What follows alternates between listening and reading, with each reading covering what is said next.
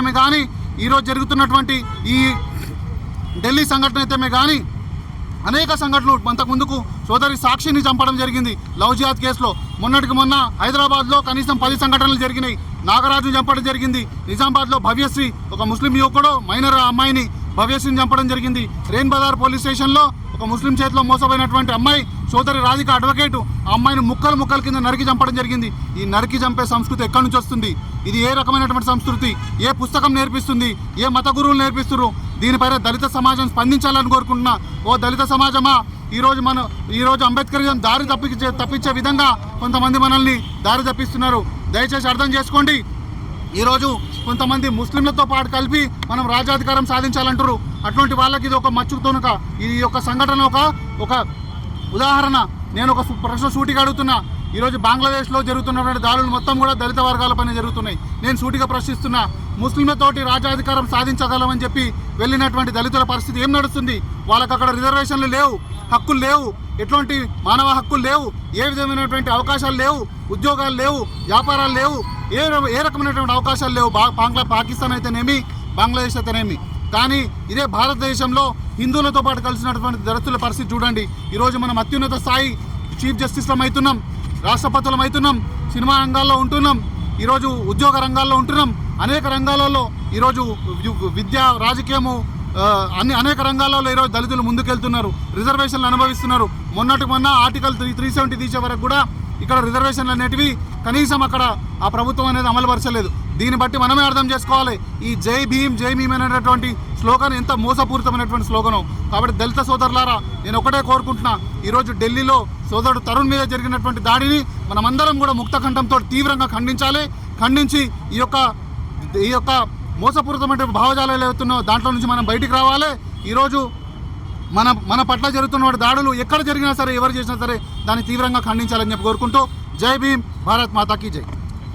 ఢిల్లీ లోపట దళిత యువకుడు Tarun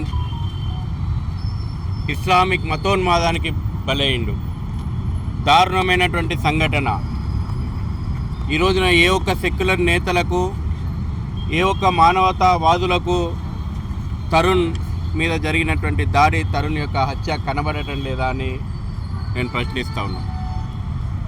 doctor BR Ambedkar విగ్రహం సాక్షిగా ఈ రోజున ఒక విషయం చాలా స్పష్టంగా చెప్పదలుచుకున్నాము. ఇవాళ సెక్యులిజం ముసుగులోపట, జై భీమ్ జై మీమ్ నినాదం ముసుగులోపట దళితుల మీద ఇస్లామిక్ మతోన్మాదులు దాడులకు పాల్పడుతున్నారు.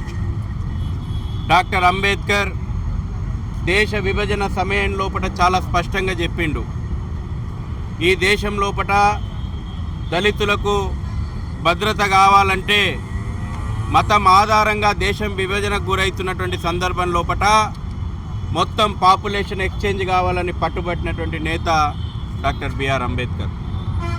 ఎందుకంటే దేశ చరిత్ర లోపట వేలాది సంవత్సరాల పాటు ఇస్లామిక్ మతోన్మాదం దాడుల లోపట ఎక్కువగా బలైందంటే దళిత హిందువులు. కాబట్టి మళ్ళీ మతం ఆధారంగా దేశం విభజనకు గురైతే ఇక్కడ ఏ ఒక్క ముస్లిం ఉండొద్దని కోరుకున్నటువంటి మహనీయుడు డాక్టర్ అంబేద్కర్. చర్చకు సిద్ధమా? ఇవాళ జై భీమ్ జై మీమ్ అనేటువంటి వాళ్ళు చర్చకు సిద్ధమా అని నేను అడుగుతా ఉన్నా. ఈ రోజున అంబేద్కర్ గారి ఆశయాలను నాటి నాయకత్వం విస్మరిస్తే ఇవాళ ప్రతిరోజు దళితుల మీద, ఎక్కడో ఒక దగ్గర హిందువుల మీద ఈ యొక్క ఇస్లామిక్ మతోన్మాదం దాడులు జరుపుతూ ఉంది. మొన్న చెంగిచెర్ల ఇవాళ చూసినాం, మొన్న మైలార్దేవుపల్లి దగ్గర బాంబే కాలనీ లోపల దళితులపైన దాడి జరిగింది. తరుణ్ విషయం లోపల ఢిల్లీ లోపల అనేక మంది దళిత యువతులను లవ్ జిహాద్ పేరు మీదన మోసగించి ముక్కలు చేసి ఒక టేకు లక్ష్మైతేనేమి, ఇదే తెలుగు రాష్ట్రాల లోపల అనేక ఉదాహరణలు ఉన్నాయి. ఈ సంఘటనలు జరిగినప్పుడు ఏ ఒక్క నేతలకు కనబడతలేవు, ఏ ఒక్క నేతలకు దళితుల ప్రాణాలు లెక్క కనబడతలేదు, దళితుల యొక్క అమ్మాయిల జీవితాలు వాళ్ళ జీవితాల లెక్క కనబడతలేవు. ఇవాళ దాడి చేసినటువంటి వాడు ముస్లిం అయితే ఇవాళ దీన్ని కప్పిపుచ్చేటువంటి ప్రయత్నము, చిన్నది చేసేటువంటి ప్రయత్నం చేస్తూ ఉన్నారు. ఖచ్చితంగా ఈ యొక్క దళితులపైన జరుగుతున్నటువంటి దాడుల విషయం లోపల దేశవ్యాప్తంగా ఈరోజు ప్రజలు, యావత్ హిందూ సమాజము స్పందిస్తూ ఉంది. సరైన బుద్ధి చెప్పారు ఢిల్లీ లోపల. వాళ్ళ ఇళ్ళని కూల్చేసాను కదా, ఇంకెలాంటి జస్టిస్ కావాలి? బుల్డోజర్ నడపాల. వాళ్లకు కన్నుకు కన్ను పన్నుకు పన్ను చేయికి చేయి సమాధానం. హిందువులు పోలీసు వాళ్ళు వచ్చే వరకు కూర్చోవాలి, పోలీసు వాళ్ళు వచ్చి రక్షించే వరకు హిందువుల ప్రాణాలు గాలిలో కలిసిపోయినా ఏం చేయొద్దు అనేటువంటిది ఒకనాటి మాట. ఇవాళ హిందువులు ప్రాణాలు కాపాడుకోవడానికి రాజ్యాంగం ఇచ్చినటువంటి హక్కు. మన మీద దాడులు జరిగితే తిరిగి దాడి చేయడం అనేటువంటిది రాజ్యాంగపరమైనటువంటి హక్కే.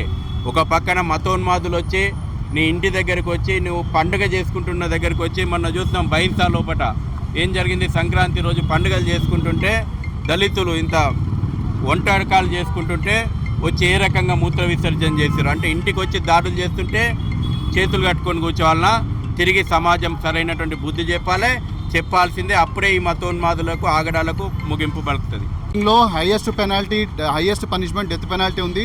నేను ఢిల్లీ సీఎం గారు రేఖా గుప్తా గారిని ఒకటే కోరుకుంటున్నా, మీ బీజేపీ ప్రభుత్వానికి కనుక దళితుల పట్ల చిత్తశుద్ధి ఉంటే కనుక ఈ దాడి చేసినటువంటి ముస్లింలలో అందరికీ కూడా వాళ్ళకు సరైన దర్యాప్తు చేయాలి. ఒక ఫాస్ట్ ట్రాక్ కోర్టు ఏర్పాటు చేయాలి. ఫాస్ట్ ట్రాక్ కోర్టు ఏర్పాటు చేసి వాళ్ళకందరూ కూడా డెత్ పెనాల్టీ పడాలి. ఆ విధంగా ప్రాసిక్యూషన్ అనేది స్టెప్స్ తీసుకోవాలి. పోలీస్ డిపార్ట్మెంట్ అనేది దర్యాప్తు చేయాలి. లేకపోతే ఖచ్చితంగా ఈ యొక్కటువంటి భయం అనేది వాళ్ళ మనసులో ఉండదు. ఏ ఒక ఇల్లు గులగొట్టి బిల్డోజర్ నడిపినంత మాత్రం దీని పరిష్కారం కాదని చెప్పి మేము భావిస్తున్నాం. డెత్ ఫర్ డెత్ కావాల్సిందే. జై భీమ్. ఇలాంటి మరిన్ని వీడియోల కోసం మా యూట్యూబ్ ఛానల్ను లైక్ చేసి సబ్స్క్రైబ్ చేసుకోండి.